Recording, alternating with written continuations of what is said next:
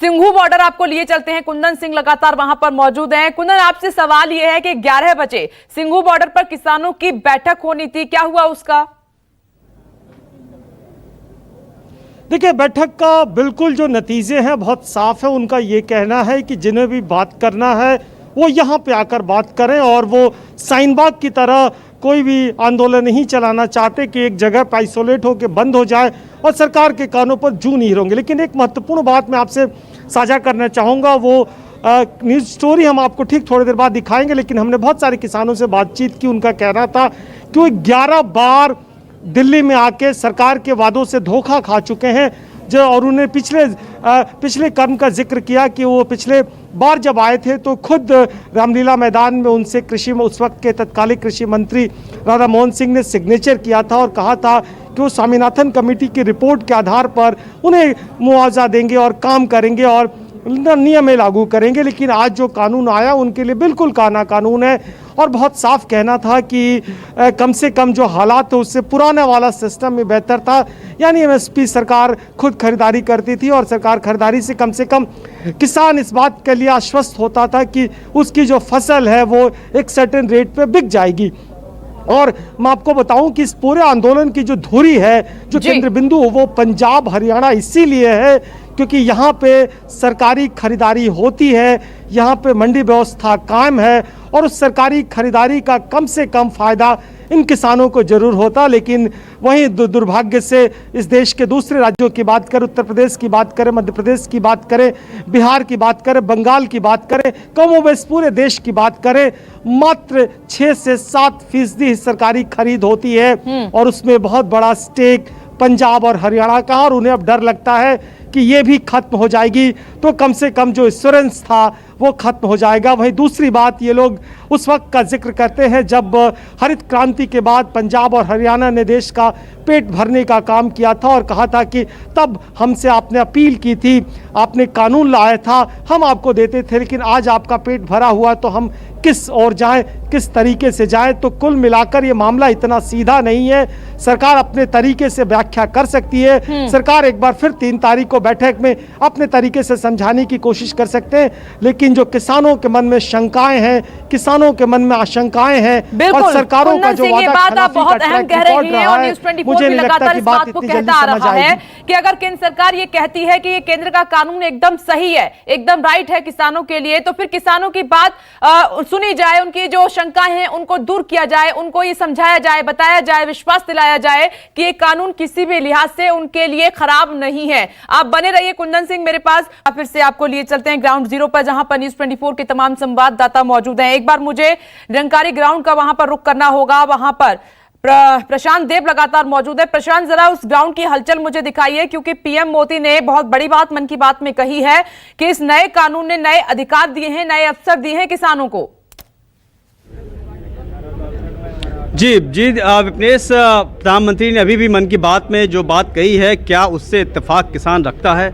अमित शाह जी ने जो कल बात कही है केंद्रीय गृह मंत्री ने, क्या उससे वो इत्तेफाक रखते हैं? तो जो यहाँ पे किसानों से बातचीत हो रही है हमारी लगातार, वो इससे बिल्कुल इत्तेफाक नहीं रखते हैं। और मैं बता दूं, निरंकारी ग्राउंड की बात जहाँ तक, आज कोई भी मूवमेंट यहाँ पे नहीं है, यानी कोई किसान संगठन, कोई किसान दल आज यहाँ पे नया नहीं आया है। जो कल से लोग हैं वही हैं। बिंदर सिंह हमारे साथ हैं फरीदकोट से, उनसे बात करते हैं। बिंदर सिंह जी, प्रधानमंत्री ने मन की बात में ये बात कही है कि जो भी किसानों की मांग थी उनको मानते हुए नया कानून लाया गया है और इसमें किसानों का सिर्फ भला है। तो प्रधानमंत्री जब ये बात कहते हैं, वो सिर्फ नेता नहीं, देश के प्रधानमंत्री हैं, तो वो बात आप लोगों को ठीक क्यों नहीं लगती? और ये आंदोलन कैसे आगे चलाएंगे आप लोग? मन की बात तो पहले भी की थी मोदी पहले ही बात, वो समझाने की बात फिर कर रहे हैं ना। अभी पीछे मीटिंग हुई थी इनके मंत्रियों के साथ, राजनाथ सिंह को ने बुलाया था, खेती मंत्री से बात। जब तक बातचीत आप लोग आमने सामने नहीं करेंगे, रास्ता कैसे निकलेगा? बात की थी ना, बात करने के लिए आए थे और उसको कानून के बारे में समझाया था। मंत्री जवाब नहीं दे पाए थे, जो साढ़े आगू हैं उन्हें उसने कानून के बारे में दसा था, ये कानून एक बात में दसा था क्योंकि किसानों के जाड़े का दिन है बिंदर सिंह जी, बहुत सारे किसान जगह जगह पे मौजूद है, तो आप लोग कोई ऐसा रास्ता क्यों नहीं निकालते कि एक जगह इकट्ठा करके बात कर लें? बात न बने तो फिर आगे आंदोलन बढ़ाइए, कम से कम एक बार बात तो शुरू हो।